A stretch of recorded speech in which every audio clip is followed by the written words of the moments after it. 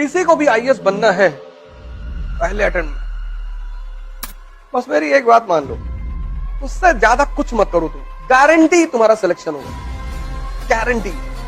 और सिलेक्शन अगर नहीं होगा ना, तुमको 2 साल का खर्चा देंगे 30,000 रुपए महीने के हिसाब से। इस एग्जामिनेशन में इतना पढ़ना थोड़ी है, इस एग्जामिनेशन में तुम बहुत पढ़ नहीं पाओगे, इतना जान लेना।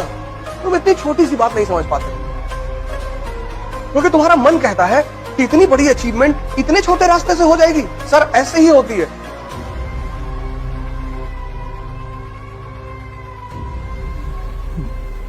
जय हिंद फ्रेंड्स।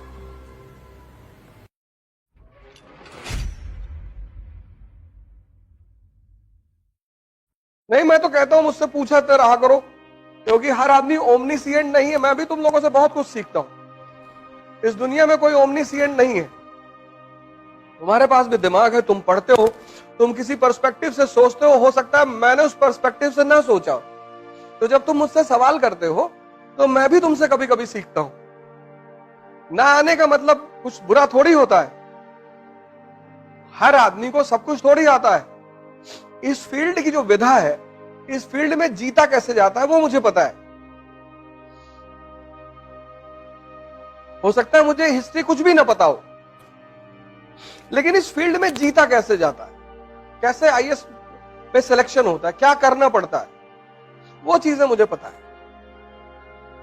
बस। तो इसलिए मैं हमेशा तुम लोगों से क्लास में कहता हूं कि क्वेश्चन पूछते रहा करो। कुछ भी क्वेश्चन पूछो, कोई बात नहीं आएगा मैं तुमको सॉरी बोलूंगा, मैं पता करके आके फिर तुमको बताऊंगा, वो कोई मुद्दा नहीं। इस एग्जामिनेशन में इतना पढ़ना थोड़ी है। यहां जितने लोग तुम लोग आते हो, बस मेरी एक बात मान लो, क्लास वर्क और होमवर्क और सिलेक्शन अगर नहीं होगा ना, तुमको 2 साल का खर्चा देंगे 30,000 रुपए महीने के हिसाब से।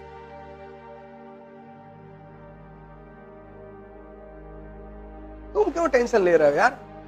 आज इकरा में मान लो 100 लोग आ रहे हैं, ठीक है, बहुत आ रहे हैं। ये 100 वो लोग हैं जिन्होंने जीवन में खतरा ले रखा है कि पैसा डूब जाएगा तो, लेकिन चलो।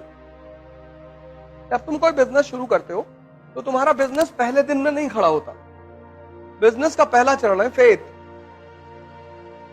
इतनी बड़ी बड़ी कंपनियां मार्केट में हैं, तो लोग उनको पास जाएंगे। जब आदमी पैसा देता है तो कहता है कि यार जिसका नाम है उसके पास चलो। नहीं, लेकिन जब तुम यहां आ ही गए हो, पैसा खर्चा ही कर दिए हो, तो मेरी एक बात मान लो, क्लास वर्क और होमवर्क, उससे ज्यादा कुछ मत करो तुम। और न्यूज़पेपर, गारंटी तुम्हारा सिलेक्शन होगा, गारंटी।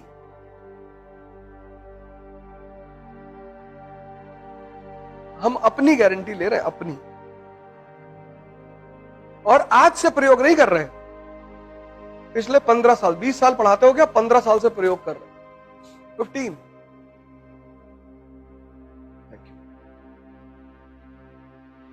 चाय है?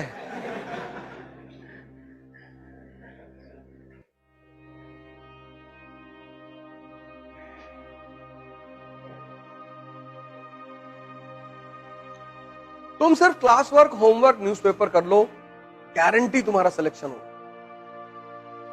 ये हिंदुस्तान में जो 10, 20, 50 लोग मुझे मानते हैं, उसकी वजह यही है।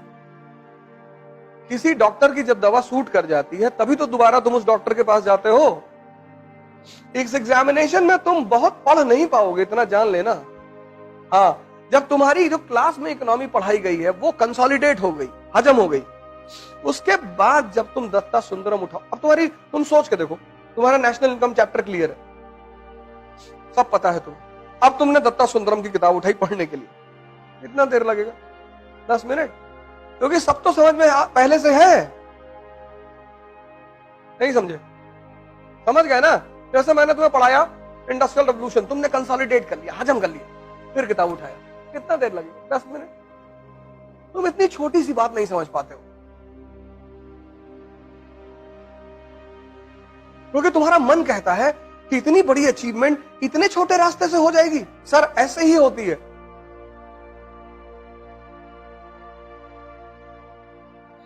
जितनी बड़ी बड़ी अचीवमेंट है उनके छोटे छोटे फॉर्मूले हैं, जितनी छोटी छोटी अचीवमेंट है उनके बड़े बड़े फॉर्मूले हैं।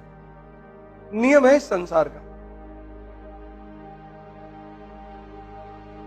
यहां सबको बोलो भैया मैं सच बोलता हूं, तुमको लोग कहेंगे कि झूठा एक नंबर का है, और तुम सबसे बोलो कि मैं झूठ बोलता हूं तो लोग कहेंगे बहुत सच बोलता है ये आदमी।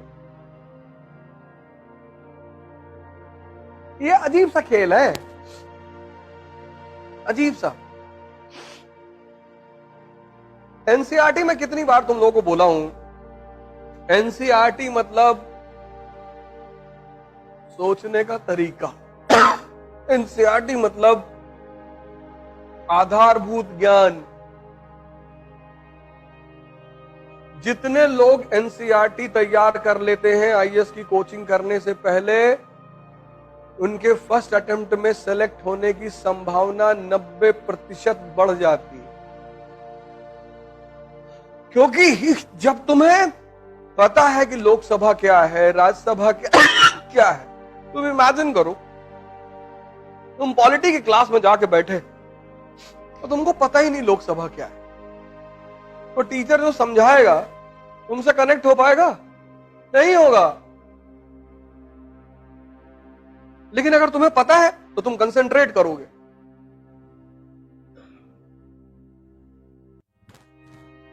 नहीं करोगे फिर तो 50% तुम सीख के आए थे और 50 तुमने क्लास में सीख लिया। जड़ मजबूत हो गई कि नहीं हो गई? किसी को भी आईएएस बनना है पहले अटेम्प्ट में, वो अपनी एनसीईआरटी पर कमांड बना ले।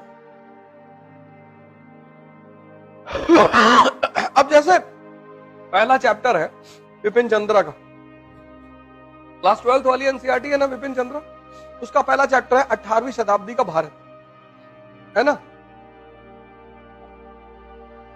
अब वो चैप्टर जब तुमने खत्म किया तो पहली चीज क्या क्लियर होनी चाहिए कि मुगल साम्राज्य का पतन क्यों हुआ। यही तो पहली हेडिंग है। दूसरी चीज क्या क्लियर होनी चाहिए? क्षेत्रीय राजवंश, राजपूताना, अवध। पढ़ी हो कभी एनसीईआरटी? बताओ अवध के बारे में।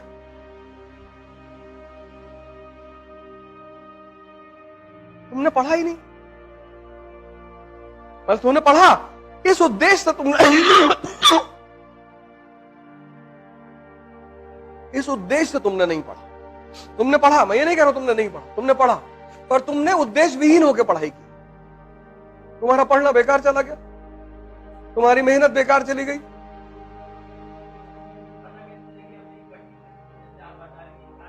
अरे भैया चैप्टर, जैसे जब तुम मनोहर कहानियां पढ़ते हो, सत्य कथा पढ़ते हो, तो उसमें क्या लिखा होता है? उसकी टाइटल होती है, उसी टाइटल से प्रभावित होकर तो पढ़ते हो। नहीं, बंबई की हसीना ने हंगामा मचाया, अब तुम उसमें क्या खोजोगे कि इस हसीना ने हंगामा कैसे मचाया? दो ही चीज तो खोजोगे। किसी भी किताब की जो टाइटल होती है, किसी भी चैप्टर का टाइटल होता है, वो यही तो तुमको बताता है। जब कार्ड शादी का छपवाते हो तो उस पर लिखवाते नहीं हो शुभ विवाह, नहीं तो हर आदमी पूछे ना कि भैया काहे दे रहे हो कार्ड, तो जब कार्ड देते हो तो उस पर लिखा हो तो शुभ विवाह। कहता अच्छा किसका है? कहता मेरे पापा का। अच्छा अच्छा,